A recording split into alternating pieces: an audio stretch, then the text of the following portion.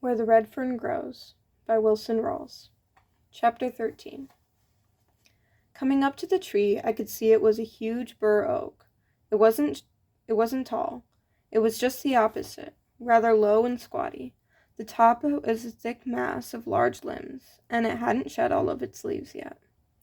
It stood by itself in an old field. There were no other trees within 50 yards of it. About 15 feet to the left were remains of a barbed wire fence. An old gate hung by one rusty hinge from a large corner post. I could tell that at one time a house had stood close by. Reuben saw me looking around. "A long time ago, some Indians lived here and farmed these fields," he said. I walked around the tree looking for the coon, but could see very little in the dark shadows. "Ain't no use to look," Reuben said. "He won't be there." Rainey spoke up. "This ain't the first time we've been to this tree," he said. Reuben told Rainey to shut up. "You talk too much," he said. In a whining voice, Rainey said, "Reuben, you know the coon ain't in that tree. Make him pay off and let's go home. I'm getting tired." I told Reuben I was going to climb the tree. "Go ahead," he said. "It won't do you any good." The tree was easy to climb. I looked all over it, on each limb and in every dark place. I looked for a hollow. The ghost coon wasn't there. I climbed back down, scolded old Dan to stop his loud bawling, and looked for little Ann. I saw her far up the old fence row, sniffing and running here and there. I knew the ghost coon had pulled a real trick, but I couldn't figure out what it was. Little Ann had never yet barked a treed. I knew if the coon was in the tree, she wouldn't be searching for a trail. Old Dan started working again.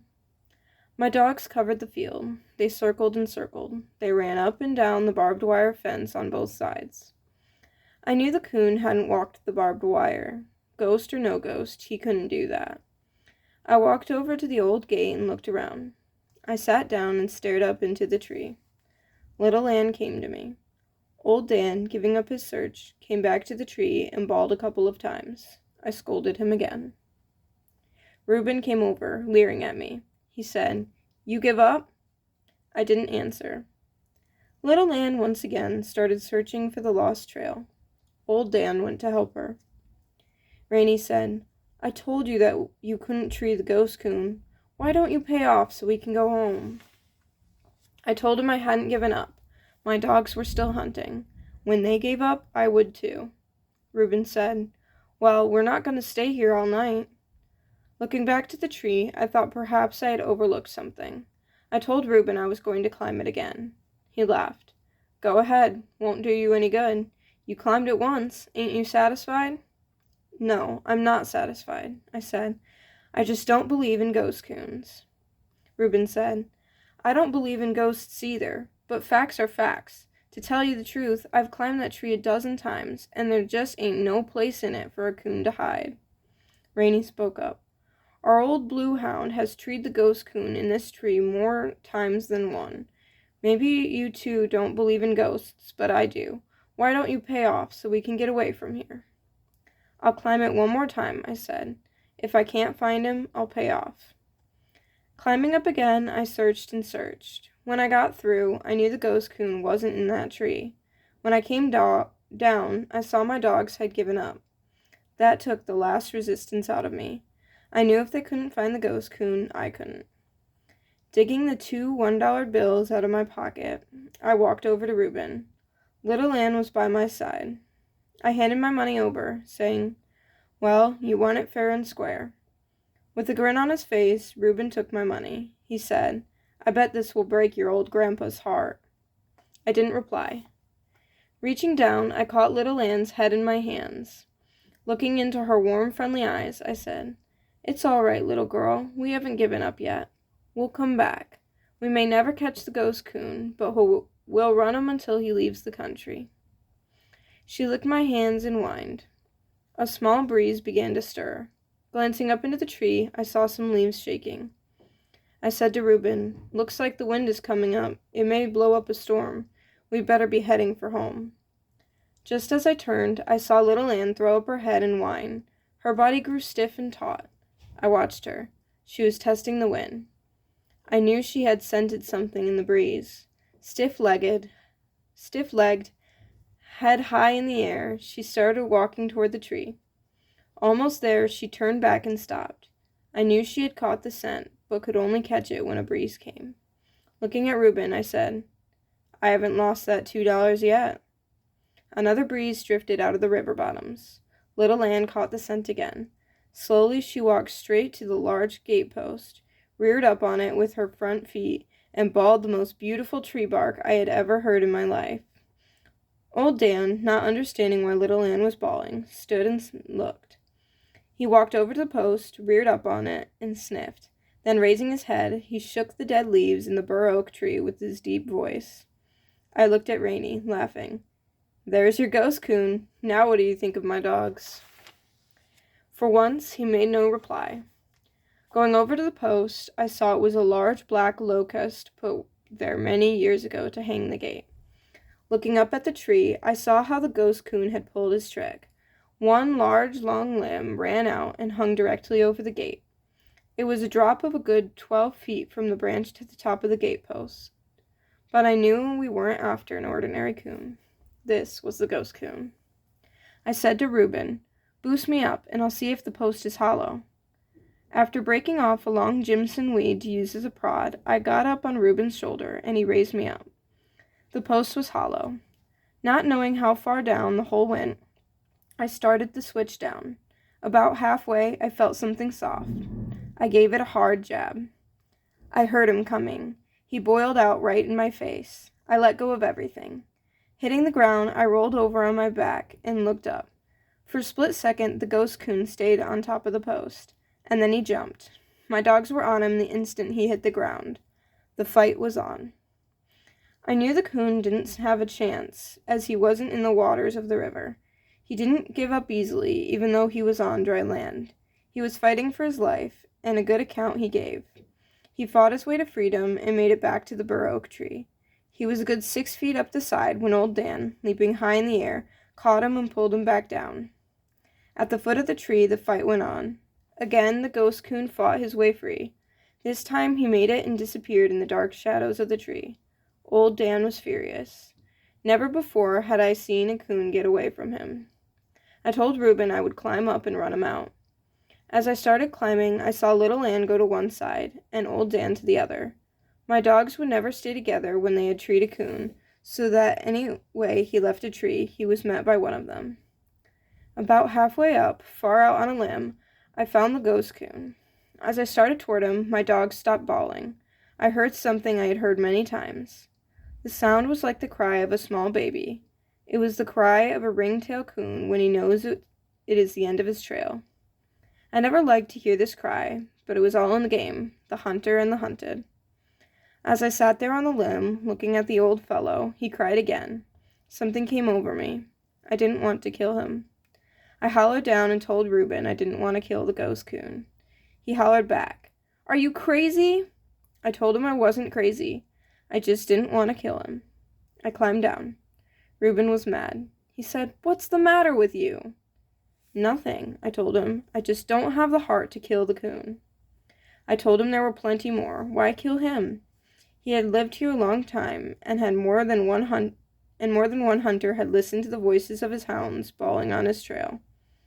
Rainey said, "He's chicken-livered, that's what it is." I didn't like that, but not wanting to argue, I didn't say anything. Reuben said, "I'll go up and run him out." "I won't let my dogs kill him," I said. Reuben glared at me. "I'm going up and run that coon out," he said. "If you stop your dogs, I'm going to beat you half to death." Do it anyway, Reuben, Rainey said. "I've a good mind to," said Reuben. Just as Reuben started to climb the tree, old Dan growled. He was staring into the darkness. Something was coming. "What's that?" I asked. "I don't know," Reuben said. "Don't sound like anything I ever heard." "It's ghosts," said Rainey. "Let's get away from here." An animal was coming out of the darkness. It was walking slowly in an odd way, as if it were walking sideways. The hair on the back of my neck stood straight out. As the animal came closer, Rainey said, "Why, it's old Blue. How did he get loose?" It was a big blue tick hound. Around his neck was a piece of rope about 3 feet long. One could see that the rope had been gnawed in two. The frayed end had become entangled in a fair-sized dead limb. Dragging the limb was what made the dog look so odd. I felt much better when I found out what it was. The blue tick hound was like the Pritchards, mean and ugly. He was a big dog, tall and heavy. His chest was thick and solid. He came up growling. The hair on his back was standing straight up. He walked stiff-legged around old Dan, showing his teeth. I told Rainey he had better get a hold of his dog, or there was sure to be a fight. "You better get a hold of your dog," he said. "I'm not worried about old Blue. He can take care of himself." I said no more. "Don't make no difference now whether you kill the ghost coon or not," Reuben said. "Old Blue will take care of him." I knew the killing of the coon was out of my control, but I didn't want to see him die. I said to Reuben, "Just give back my $2 and I'll go home. I can't keep you from killing him, but I don't have to stay and see it. "Reuben, don't give him the money," Rainey said. "He ain't killed the ghost coon." "That's right," Reuben said. "You ain't, and I wouldn't let you now, even if you wanted to." I told them my dogs had treed the ghost coon, and that was the bet, to tree the ghost coon. "No, it wasn't," Reuben said. "You said you would kill him."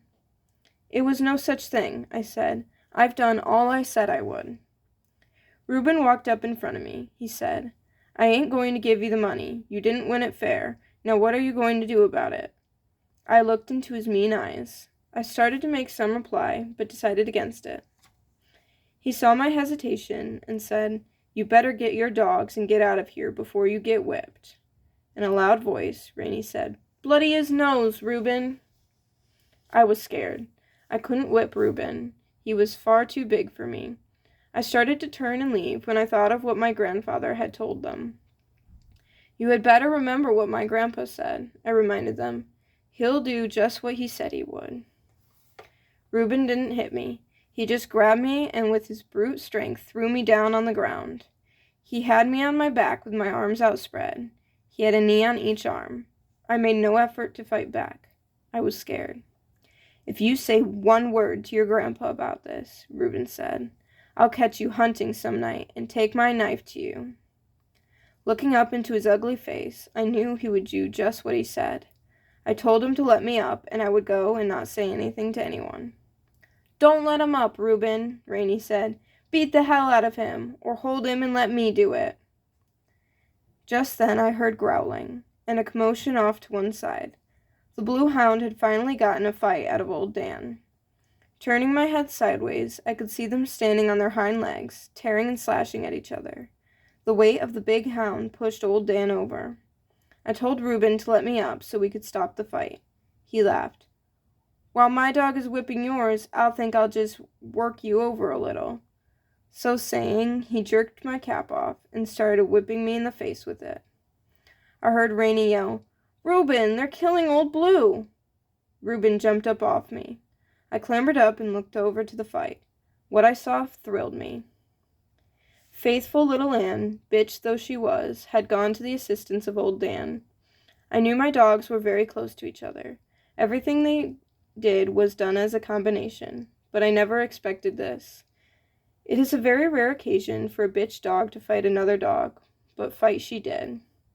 I could see that little Anne's jaws were glued to the throat of the big hound. She would never loosen that deadly hold until the last breath of her life was gone.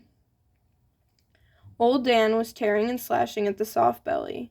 I knew the destruction of his long, sharp teeth were causing. Again, Rainey yelled, "Reuben, they're killing him! They're killing old Blue! Do something quick!"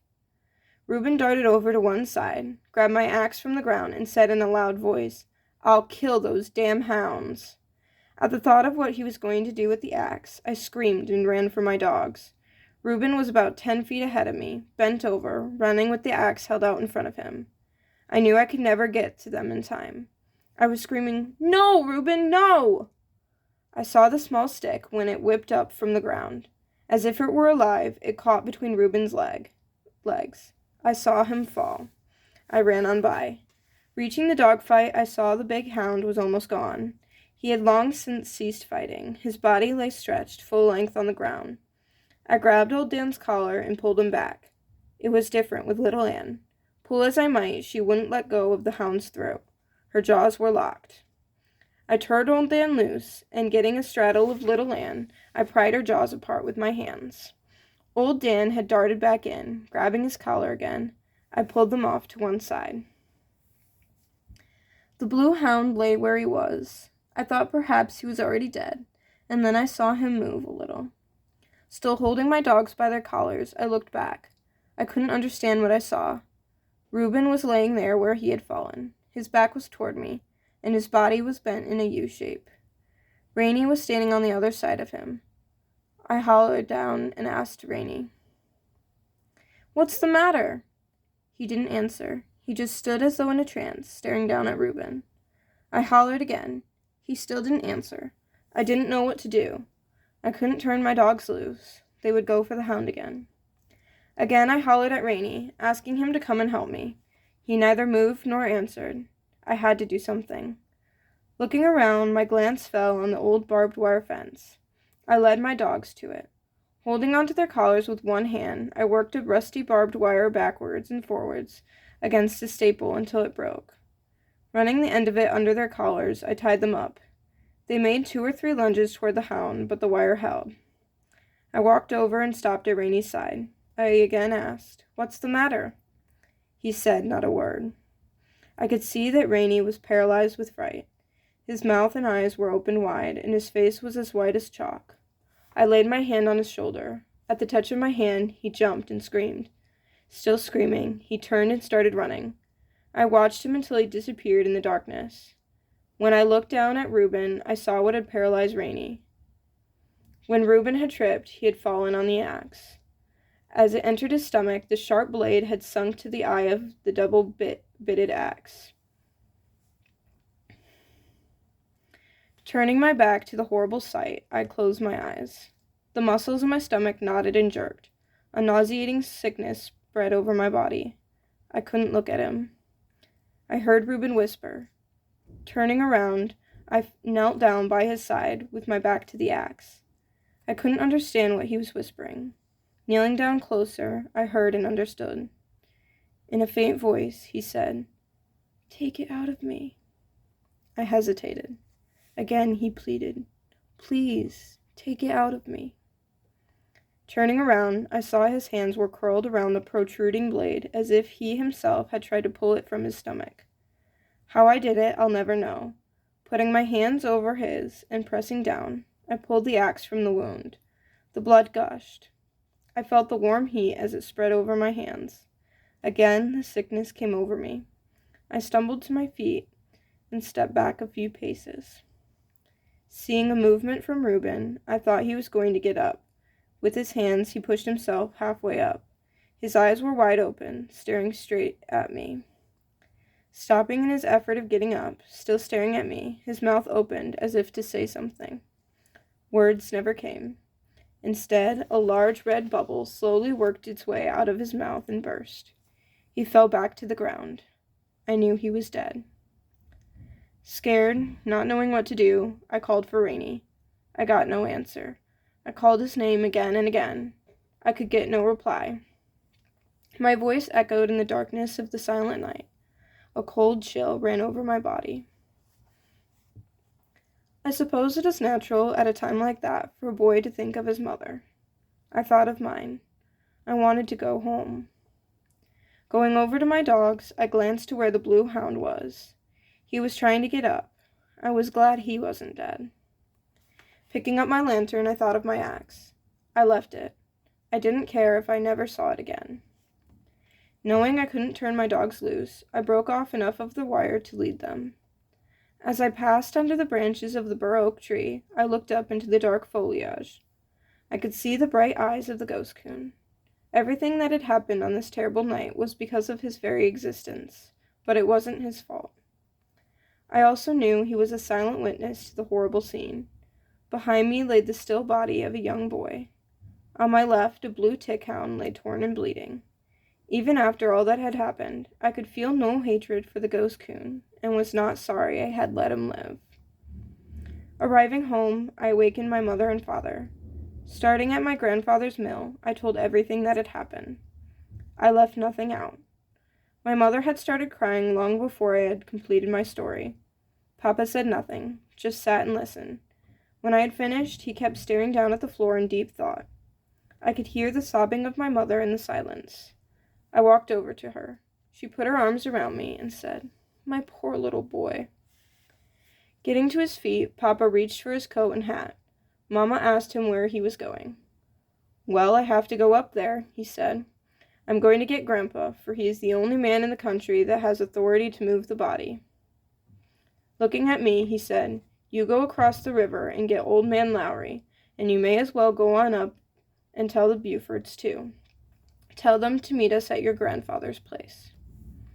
I hurried to carry the sad message.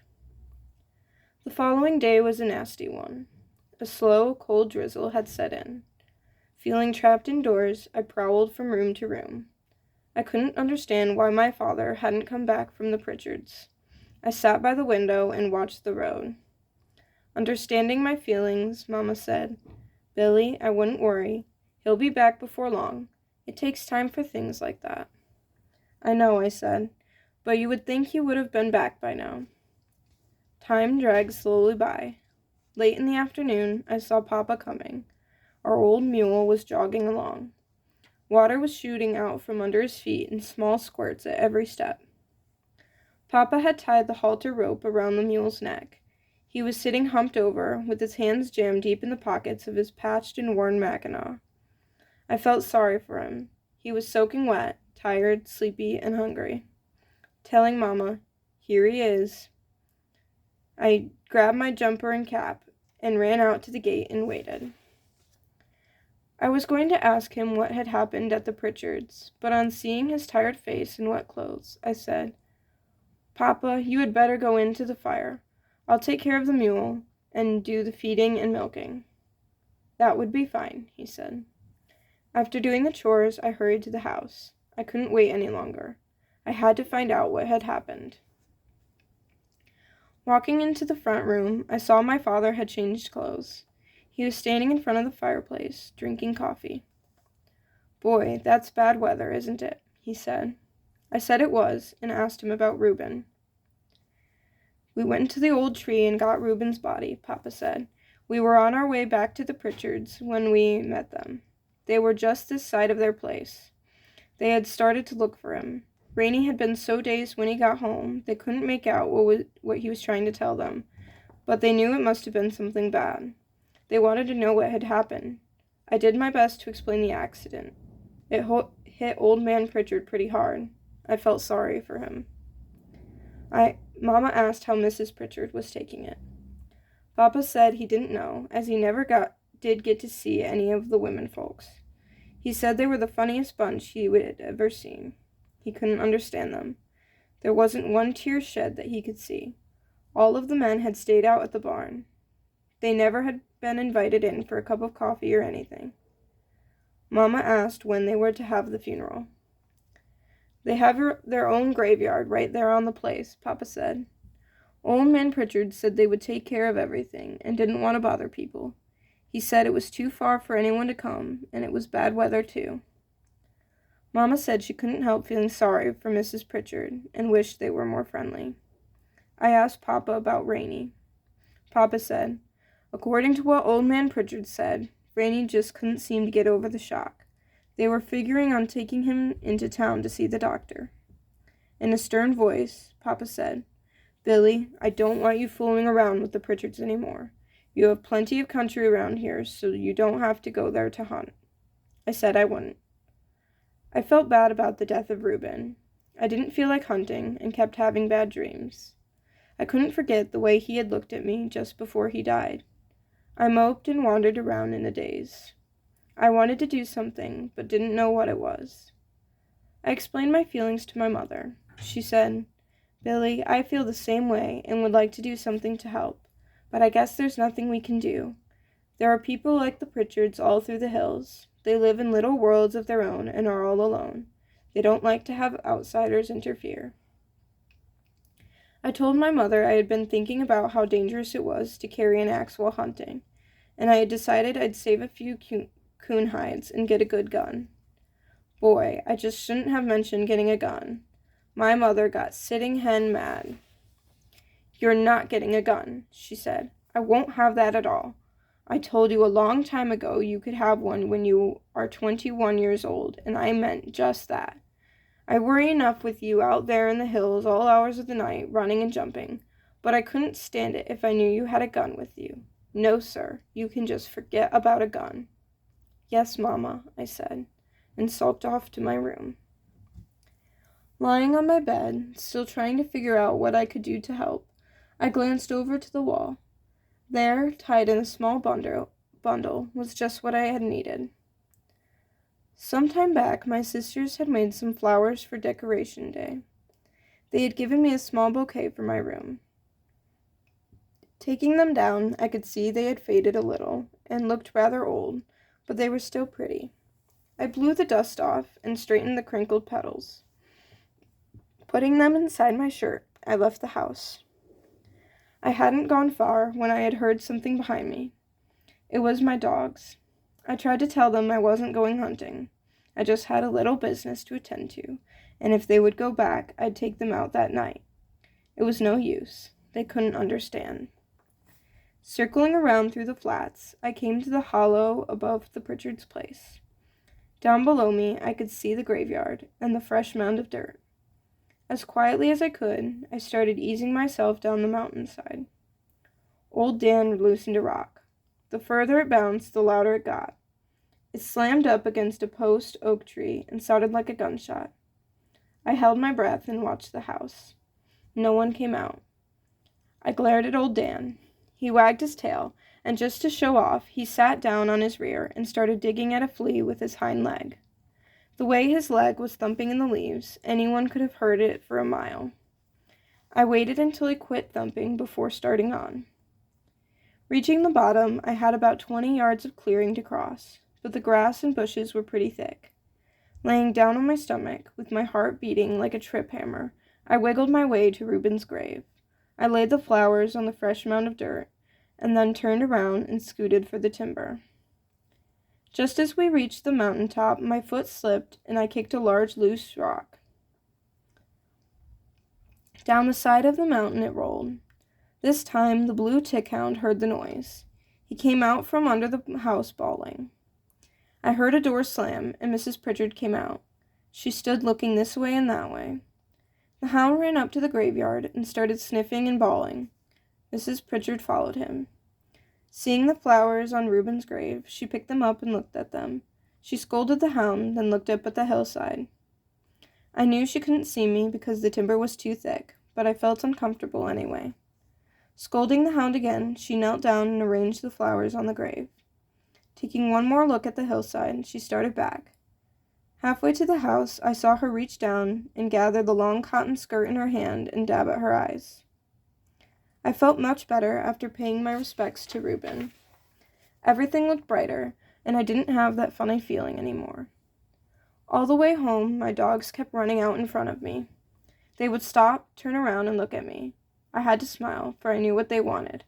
I stopped and petted them a little, and told them that as soon as I got home and had my supper, we would go hunting.